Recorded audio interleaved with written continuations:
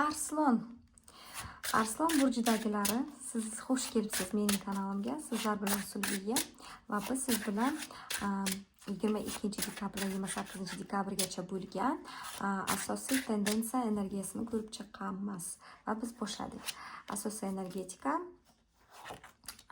ogohlantirish va maslahat kartadan boshladik. Asosiy energetika, Arslon, siz qanaqadir romantika energetikasiga boy bo'lgan holatni o'zingizni ichiga qamrab olgan holda bo'ladi.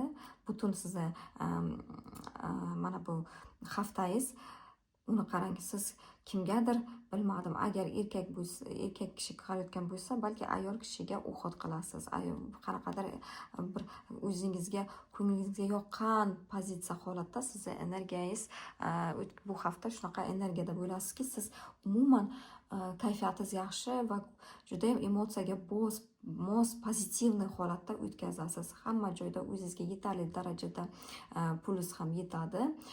Agar bironta ko'p o'tirishuvlar, ko'rishuvlar va mo'ljallangan qanaqadir kontraktlar bo'lsa, hamma ishingiz ham omadingiz chopgan holatda bo'ladi. Nimaga deganda, kimdir qanaqadir balki pul kutayotgan bo'lsa, o'sha pullar keladi va siz emotsional juda o'zingizga xos xursand bo'lasiz. Kimdir sizga yordam beradi. Xo'sh, ogohlantirish sizga juda ko'p qo'yilgan pozitsiya, qanday desam, niyatlar amalga oshirish payti keldi. Buni qo'ldan boy bermaslik kerak.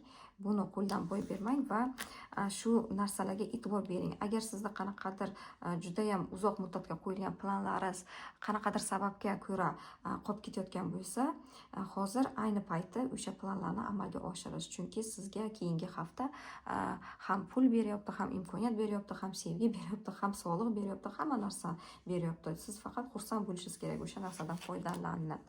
Xo'p, ogohlantirishni ko'rdik. Maslahat hamma narsani o'z o'rniga za protiv, to есть kerakmi, kerak emasmi o'sha narsa, shuni o'ylab ko'ring batafsil. Nimaga deganda, bu yerda однозначно bu yerda pul masalasi ko'rilib chiqariladi. O'sha sizga holat qanchalik darajada muhim, shuni siz o'zingizga bir qarorga kelishga harakat qilishingiz kerak. Agar bir qarorga kelib, o'sha niyatni yoki o'sha qilmoqchi bo'lgan ishingizni amalga oshirsangiz, albatta siz xursand bo'lib qolasiz va kerakli narsani olasiz. Xo'p, izohlarda men o'zimni YouTube kanalimni qoldiraman. Silkamni iltimos, silka orqali YouTube kanalimga o'tib podpiska qiling. Paka-paka.